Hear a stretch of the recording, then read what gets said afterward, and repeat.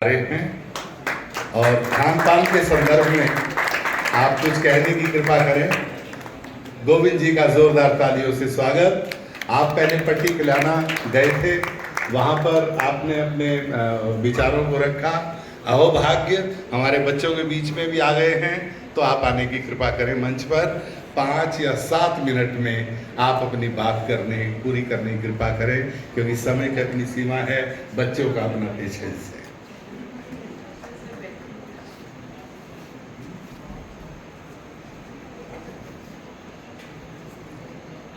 वंदे मातरम, वंदे मातरम, वंदे मातरम। वंदे मातरम सभी को। परमपिता परमेश्वर भाई राजीव दीक्षित जी और आप सभी बड़े बुजुर्ग जो उपस्थित हैं, और खास करके चेयरमैन साहब का तहे दिल से बहुत बहुत धन्यवाद कि आपके सानिध्य में परमपिता परमेश्वर की ऐसी असीम कृपा हुई कि भविष्य से रूबरू होने का सौभाग्य प्राप्त हो रहा है। मैं संक्षिप्त में बताना चाहूँगा कि भाई राजीव दीक्षित जी को सुनकर 2016 में भाई राजीव दीक्षित जी को सुनकर स्वदेशी चिकित्सा के प्रति जागरूकता का कार्य जमीनी स्तर पर सोशल मीडिया के माध्यम से कर रहा हूँ, और इस कार्य को करने में आप सभी का जो सहयोग, आशीर्वाद, अनुभव, मार्गदर्शन मिल रहा है, उसके लिए कोटि कोटि नमन, दिल की गहराइयों से हार्दिक धन्यवाद। रसोई घर ब्रह्मांड की प्रथम औषधालय। रसोई घर के ऊपर चर्चा का विषय हो तो बहुत लंबा हो जाएगा, तो मैं अपने पिछले विगत 9 वर्षों के अनुभवों के आधार पर आप सभी से दिल की बात करते हुए आगे बात रखता हूँ। आप सभी बच्चे हैं, यहाँ पे बड़े बुजुर्ग भी हैं। आप लोगों ने जन्मदिन पे बहुत सारी एक तथाकथित प्रचलन में चलने वाला आशीर्वाद है, तथाकथित प्रचलन में चलने वाला आशीर्वाद है जन्मदिन के ऊपर पर तुम जियो हजारों साल। शायद आपने अनेकों बार अपने जीवन में ऐसा आशीर्वाद पाया हो, हम सभी ने अनेकों बार आशीर्वाद दिए हों। इसका सही अर्थ क्या है जो मुझे समझ में आए, तो मैं आप लोग उसका समय नष्ट ना करते हुए, तुम जियो हजारों साल का सही अर्थ है कि आप कुछ ऐसा कर जाओ कि आने वाली पीढ़ियां आपको याद रखें। उम्र की सीमा कम हो, कर्मों की सीमा ऐसी हो कि पीढ़ी दर पीढ़ी याद करे। उसी कड़ी में मैं अपनी ओर से आप सभी के आशीर्वाद से रसोई घर ब्रह्मांड की प्रथम औषधालय जागरूकता अभियान के इस जमीनी और सोशल मीडिया के क्षेत्र पे आने वाली पीढ़ियों के लिए और वर्तमान के लिए रसोई घर के प्रति कोई शंका और संदेह पैदा ना हो कि रसोई घर ब्रह्मांड की प्रथम औषधालय है। इसके शिलालेख संग्रहालय के निर्माण का खुली आंखों का सपना लेके आप सभी के समक्ष हो।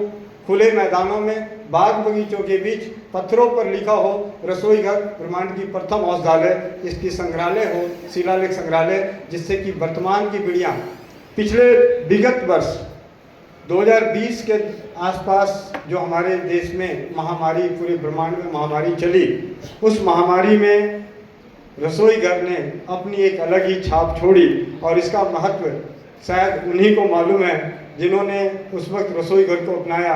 मैं व्यक्तिगत में संक्षेप में अनुभव देना चाहूँगा कि सिंगापुर हो, न्यूजीलैंड हो, दुबई हो, चाइना हो, जापान हो, हांगकांग हो, लंदन हो, अमेरिका हो, कनाडा हो, कहीं भी हो, किसी के भी फ़ोन आते थे, सांस में तकलीफ है, रसोई घर में दालचीनी पड़ी है तो उबाल के पी लो, ठीक हो जाएगा।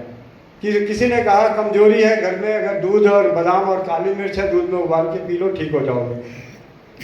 हुए, वो ठीक हुए, पूरी तरह से हुए। क्यों हुए? क्योंकि उनके पास और कोई साधन नहीं था। अगर साधन होता तो शायद नहीं ठीक होते। लेकिन ये पीछे विगत के 4 वर्ष जो 2020 और 21 में रसोई घर को ब्रह्मांड की प्रथम औषधालय बताने में जितनी सहयोग मिला, उसके लिए मैं प्रकृति को कोटि कोटि नमन करता हूँ। भविष्य में ऐसे खतरे ना आए, और भविष्य में आपका स्वास्थ्य और आपके परिवार का, आपके परिजनों का स्वास्थ्य खतरे में ना पड़े, इसलिए रसोई घर ब्रह्मांड की प्रथम औषधालय को जान लें, पहचान लें। हम जगह हैं, मेरा एक संक्षिप्त में है, हम जगह हैं, औरों को जगाना है, रसोई घर ब्रह्मांड की प्रथम औषधालय बताना है। आपकी रसोई में उपलब्ध सबसे छोटी सी, राजा हो या रंग, हर घर में पाया जाता है नमक। हर घर में पाया जाता है नमक। आज तक शायद आप में से बहुत कम लोग जानते हो कि ये नमक वो औषधि है जो आपके बुखार को नष्ट करती है। अभी तक हमने बुखार में अनेक औषधियों का उपयोग किया है, कभी नमक का उपयोग करके देख लें। नमक वो औषधि है कि जिसे भी बुखार आए, और बुखार एक ऐसा रोज़मर्रा का यार है, रोज़मर्रा की ज़िंदगी के जीवन का हिस्सा है कि आते जाते रहते हैं। जब आपके शरीर में बुखार हो और बुखार चला जाए, उस वक्त आप नमक को तवे पे सेक के चाट लें, जीवन में दोबारा बुखार नहीं आने वाला। जीवन में दोबारा बुखार नहीं आने वाला, और जीवन में दोबारा बुखार आएगा भी तो उतना तंग नहीं करने वाला जितना तंग आपको पहले किया था। ये परंपराओं का, दादी नानी का, विगत आयुर्वेद के ग्रंथों का अनुभव है। किसी को भयानक से भयानक हिचकी आ रही हो, भयानक से भयानक हिचकी आ रही हो, दवाओं का असर बेअसर हो रहा हो, नमक के एक चुटकी पानी में घोल के, एक चुटकी नमक को एक चम्मच पानी में घोल के 2-2 बूंद नाक में टपका दें, हिचकी छूमंतर होती है। यानी बहुत ही आम, धनिया, जीरा, सौंफ, अजवाइन की बात नहीं कर रहे हैं, इनकी बात ही कर रहे हैं तो बहुत, ये आम जो हर घर में बैठा पड़ा है नमक, ये वही नमक है जिससे लकवे का रोग ठीक होता है। नमक का विशेष प्रयोग, सोडियम कहते हैं कि सोडियम की कमी हो गया, सोडियम की कमी हो गई, नमक का घोल बनाएं, नमक का तीव्र घोल बनाएं। एक चुटकी नमक को 1 चम्मच खौलते हुए पानी में डाल के छोड़ दें और उसे निकाल के 1-1 बूंद जिह्वा पे टपका दें। सोडियम की पूर्ति 5 सेकंड के अंदर होती है। अगर सोचे कि नमक आधा चम्मच पी लेंगे और सोडियम पूरा हो जाएगा, कभी नहीं होगा। आयुर्वेद के सिद्धांत, होम्योपैथी के सिद्धांत कि तीव्र औषधियों को तीव्र तरीके से दी जाती है, उस तरीके के सिद्धांत पे जब काम करते हैं तो यही रसोई घर की औषधि जो पड़ी है वो आपके लिए ब्रह्मास्त्र जैसे काम करते हैं। आप सभी के बीच समय ज़्यादा ना लेते हुए संक्षेप में बात करूं। आप लोगों को सौभाग्य प्राप्त हो, राजा महाराजाओं के घर में पैदा होते तो आप किस थाली में खाना खा रहे होते? कोई एक जवाब दे दें। अगर आप राजघराने से ताल्लुक़ रखते, राजघराने में पैदा होते तो आपके भोजन की थाली, पीने का प्याला कैसा होता? किस धातु का होता? सोने का। तो आज किसने मना किया है? आज भी हो सकते हैं। उसे हमारे आयुर्वेद जगत में सिंपल कहा जाता है धातु श्रावित। सोना, चांदी, तांबा, लोहा। सोना, चांदी, तांबा, लोहा आपके घर में जो भी है, लोहे की कढ़ाई है, तांबे के बर्तन हैं, सोने के हर घर में थोड़ी बहुत ज्वेलरी होती है, चांदी ज्वेलरी होती है। इसे 1 लीटर पानी में डालें, सुबह उसे आधा लीटर, पौना लीटर, चौथाई रहने तक उबाल के अपनी स्थिति परिस्थिति के अनुसार इस पानी को सेवन किया जाए तो ये महाटॉनिक है। जड़ से लेके मूल तक, एड़ी से लेके चोटी तक सभी रोगों की एक दवा, सोना, चांदी, तांबा, लोहा युक्त धातु श्रावित जल। ये पिछले विगत 3-4 माह, मेरे ख्याल से 3-4 माह हुआ है, हमारे बीच सुशील भाई हैं। दुबई जैसे देश में ब्रेन स्ट्रोक का केस, अनबैलेंस शरीर अनबैलेंस हो गया, एक कदम चलने को तैयार नहीं। 7 दिन उन्होंने धातु श्रावित जल बना के सेवन किया और वो अपने घर में, रसोई घर में खाना बनाने लगी। 3 हफ्ते सेवन करी और 3 हफ्ते इंडिया आके अपने परिवारों के रिश्तेदारों में, शादियों में घूम फिर के चली गई। अमेरिका से एक दीदी का मैसेज आता है, मेरे पति को 3 डायलिसिस होती है, हफ्ते में 3 डायलिसिस, हफ्ते में 3 डायलिसिस, शरीर का सूजन नहीं उतरता। उन्होंने धातु श्रावित जल बनाकर सेवन करना शुरू किया। वो अमेरिका से इंडिया आ गए, सूजन का नामो निशान नहीं और डायलिसिस हफ्ते में 2 पहुंच गई। ये है रसोई घर की ताकत। ये अपनी रसोई घर, जिस घरों में आजकल हम बर्तन खाने का इस्तेमाल जो कर रहे हैं, हमने खुद ही अपने आप को बीमार करने का काम कर रहे हैं। तो आप सभी से, मेरे पास समय का अभाव है तो मैं कम शब्दों में कहूँ, आने वाली पीढ़ियों के लिए एक उदाहरण के रूप में, और जैसा कि मैंने कहा कि तुम जियो हजारों साल, मैंने अपने जीवन में भाई राजीव दीक्षित जी के जीवन से मैं प्रेरित और प्रोत्साहित हुआ।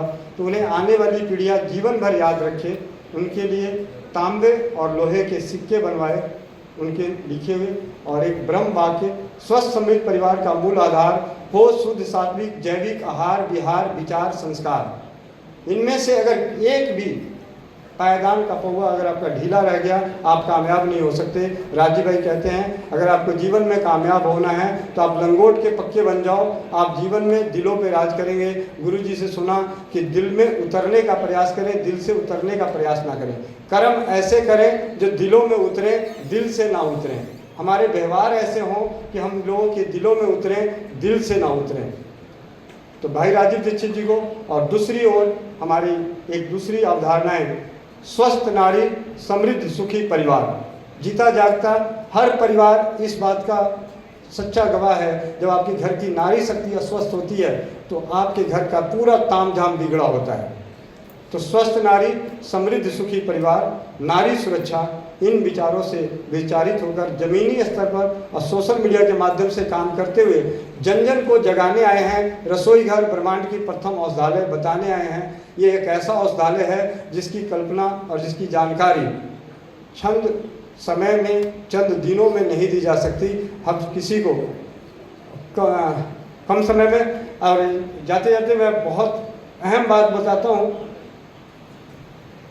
आप में से आज नहीं तो कल कभी न कभी जीवन में कभी सुनने को मिलेगा, ऐसी लाठियां हुआ करती थी, ऐसी लाठियां हुआ करती थी जो तलवारों का सामना करती थी, ऐसी लाठियां हुआ करती थी जो तलवारों का सामना करती थी, और उन लाठियों को उस लाठी बनाने लायक मालिश हुआ करती थी। और आज अपने शरीर को वज्र जैसा बनाना चाहते हैं तो आप अपने शरीर पे मालिश को अपनाएं। एक छोटा बच्चा पैदा होता है, माँ के दूध और मालिश से वो मजबूत बनता है, और हमने अपने जीवन में मालिश को छोड़ा है। तो आप सभी से विनम्र विनती है, संक्षेप में यही कि आप अपने रसोई घर को पहचानने का प्रयास करें, अपने परिवार को स्वस्थ रखते हुए, समृद्ध रखते हुए, अपने परिजनों को अपने अनुभवों से स्वस्थ और समृद्ध बनाने का प्रयास करें। वंदे मातरम।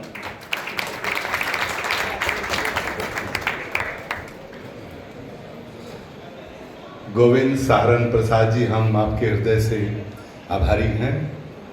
और आपने राजीव दीक्षित जी का नाम लिया है, तो बच्चों को कभी मौका लगे राजीव दीक्षित जी को पढ़ना, आपको पता लगेगा हमारी संस्कृति कितनी महान है, कितनी महान है।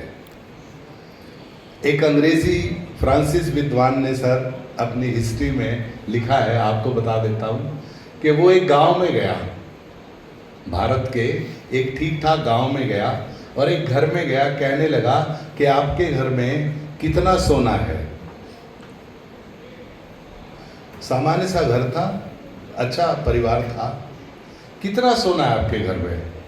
कहने लगे क्या गेहूं के दाने कभी गिने जाते हैं? इतने सिक्के सोने के घरों में। हमारा देश सोने की चिड़िया वैसे थोड़ी कहलाता है। आप राजीव दीक्षित जी को पढ़ना, बिल्कुल ऐसा नहीं कि उन्होंने बात को बढ़ा चढ़ा के लिखा हो। आपको गर्व होगा अपनी संस्कृति पर, अपने देश पर, अपनी परंपराओं पर। गोविंद जी, आपके हम हृदय से आभारी।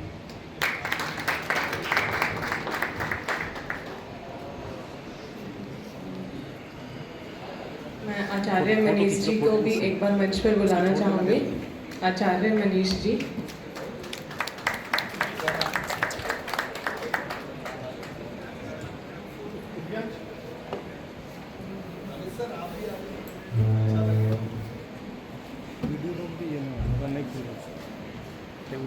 लाइव चल रही है। एक बार प्रस्तुत सभी अध्यापकगण भी मंच पर आ जाएं।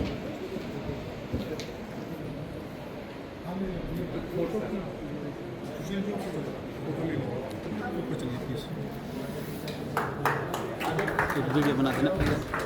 लाइव चल रही है, लाइव चल रही है थोड़ा सा। और एनएसएस ने भी इस यज्ञ में भाग लिया है, और पट्टी कल्याणा जाकर के ये जागरूकता अभियान चलाया है। तो निश्चित रूप से देवेंद्र जी, आपको भी बहुत बहुत बधाई। Very good.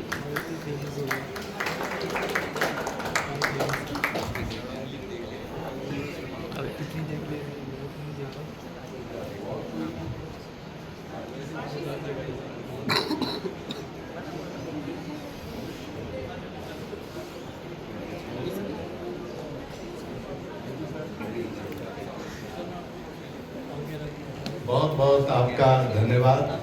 और अब हम मेरे विचार से राष्ट्रगान के साथ हम यहाँ से विदाई लेंगे। बेटे आप सब खड़े हो जाएं, 2 मिनट का राष्ट्रगान करके आप यहाँ से जा सकते हैं। ये बंद कर